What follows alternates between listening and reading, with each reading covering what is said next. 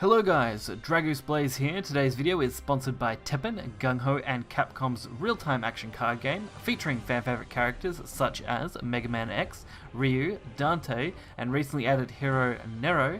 Defeat your opponents anywhere in the world while attacking and defending with fast, decisive actions to gain victory. This game is a lot of fun and I recommend going to the link below and downloading Teppen on your mobile device today. Hello and welcome to another Teppen video. So today we're taking a look at a Nero deck. It is a Devil Breaker deck focusing on Mana Battery as its main archetype-ish style, which is again boosting MP points similar to our last video if you kept an eye and watched that one. If not, highly recommend going back and watching it. Which is predominantly green focused, which makes sense because Nero is a green character, and using a few black cards, only 5 in particular, to boost up everything else with some extra attack power, as that seems to be where green can fall a bit flat sometimes, is boosting it up. So using something like Nidahogg with its combo ability, going on with the Psycho Power to really boost it up, does a lot of damage. And Beast Cannon is one of the few green cards that's really good booster, so we have got that in here as well. So hopefully this deck can do quite well. I haven't had a lot of practice with it, but it should still be fairly good. So let's get right into this and check it out.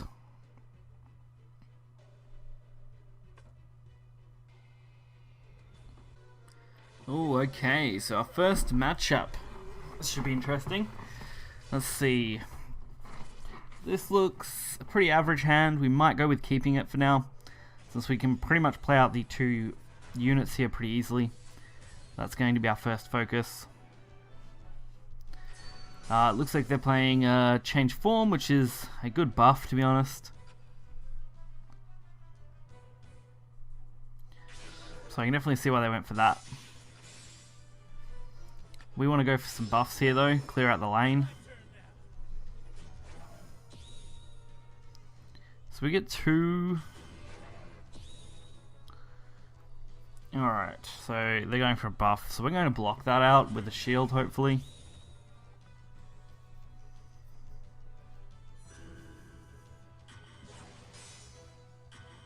That'll create a nice blockade in between us here.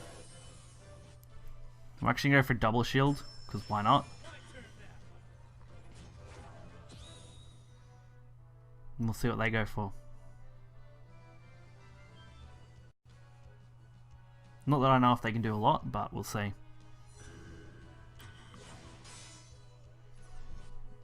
Alright, we're going to buff up the bottom one as well, so we make sure that lane's cleaned out as top of that, which will be good. We've got plenty of buffing here, which is good, and we've got another MP boost in our hand that we can use pretty quickly, being the little cat guy, which he's pretty cute, so I'll give him that. Alright, that's a fair trade-off. So we can use this pretty effectively with spillover. Might even go for this top one because we're about to be attacked. That'll really push it.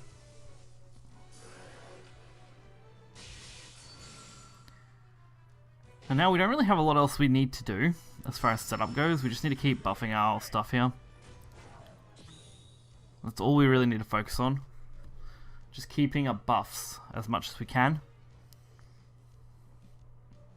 It looks like we may have lost a decent chance at winning the battle, but we'll see.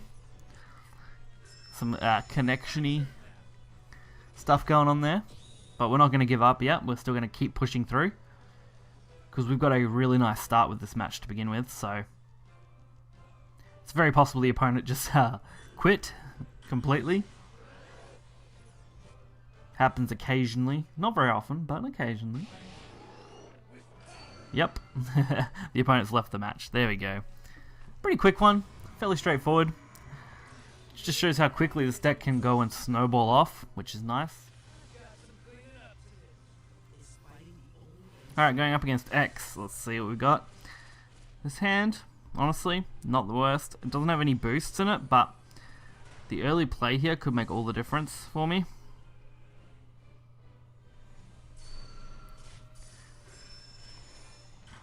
Let's see what we can do. Seal, that's kind of rough, I guess. Luckily that doesn't seal out my attacks, so we'll just boost this thing up. Really, it's just going to limit that we can't do double damage.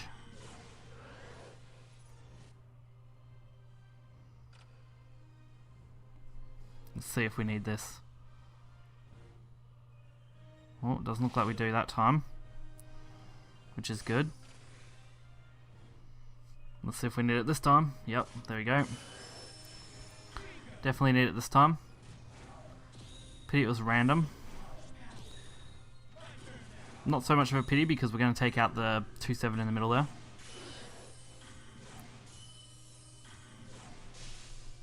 Shield.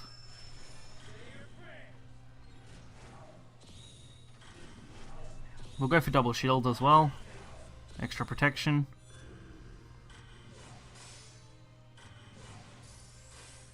There we go.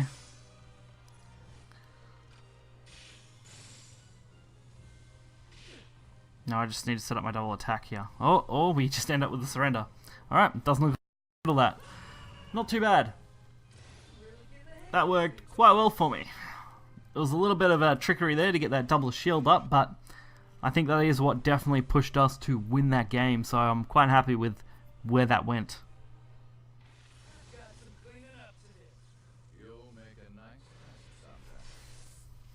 Okay. This hand is kind of awkward, to be honest. That hand is a little bit better, but not much better.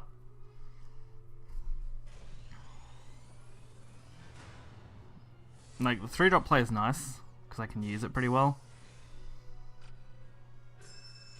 Like, we can get this going off pretty early, which is good. Obviously, destruction cards are going to be a problem. If we get destroyed, we're losing a lot of value, but it's just something I have to do if I want to have a good chance here. And of course, as I said, that was going to be the problem.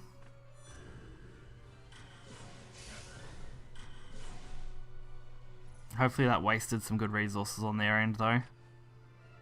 That's all I can really hope at this point.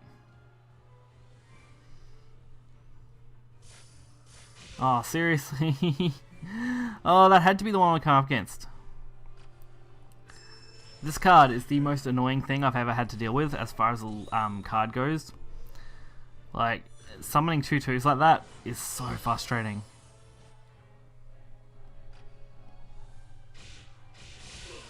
There we go. At least it's gone.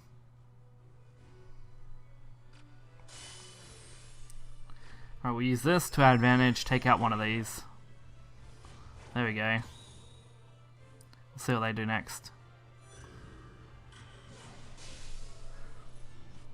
Alright, we'll go spill over. See what we can get here.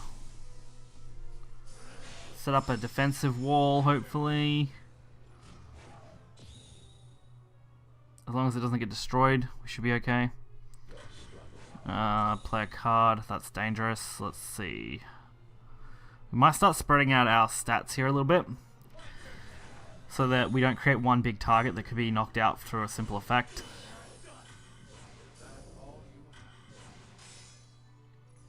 I think that's definitely worthwhile at this point.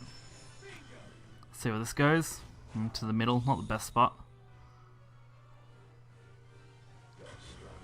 And they're going to go for the points. So we're just going to go for a buff, because I think that's going to be 20 damage with spillover. Or 16 damage with spillover, sorry. Which is still good. Actually, it could be 20 if I buff it again. Although we're banking on the fact they can't do anything.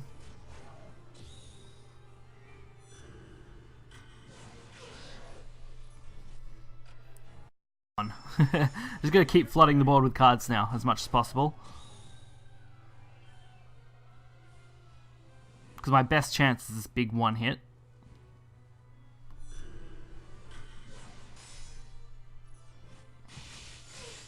Spillover wasn't really gonna activate, that's disappointing.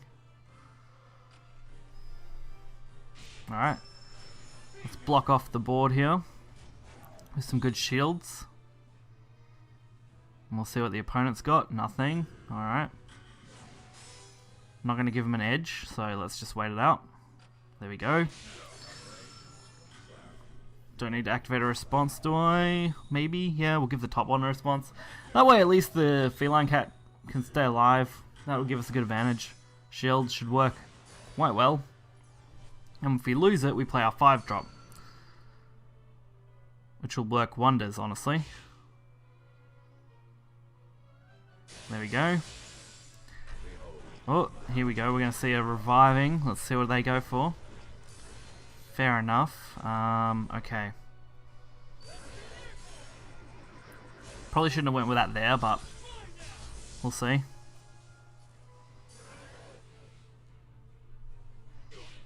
Oh, that was rough, but it worked. We're still in it. We're not out yet, which is good. Oh, and there we go. The surrender to finish it off. Whew, that was a close game. Definitely happy with where that went in the end. Getting as much buffs on the board, that's where it gets tricky. And luckily I didn't have their Destruction Hero art. That really could have crippled my board quite heavily. So really glad that we managed to pull that one off. I was a bit worried that we weren't going to quite get there in the end. Our health was starting to get lower and lower with some of those revival plays they had. So hopefully everything can work out like that for you guys if you play this deck, because it is quite good. So overall, this deck is really good. I really like it. It's quite fun to play. I will leave a link in the description on where I originally found this deck, along with, of course, all the normal stuff like the deck code information, and as you can see on screen, the QR code, always on screen for you guys, so that you can check out these decks really easily. Overall, the only thing I think with this deck that you can be a really awkward time is if you invest too much in one unit, you can get crippled really quickly by destruction, and that can be a real problem. If something gets destroyed like that, you just lose all your value instantly, and it's really hard to snowball again. You've got to be pretty meticulous about keeping a nice board going at all times and not just focusing too much on one. I tend to get stuck doing that myself, and you've probably seen that in the video, but when it works, but when it doesn't, it really doesn't. So if you guys did enjoy this video, be sure to hit the like button and subscribe. Be sure to check out Teppen in the link in the description below. Until next time, guys, see ya.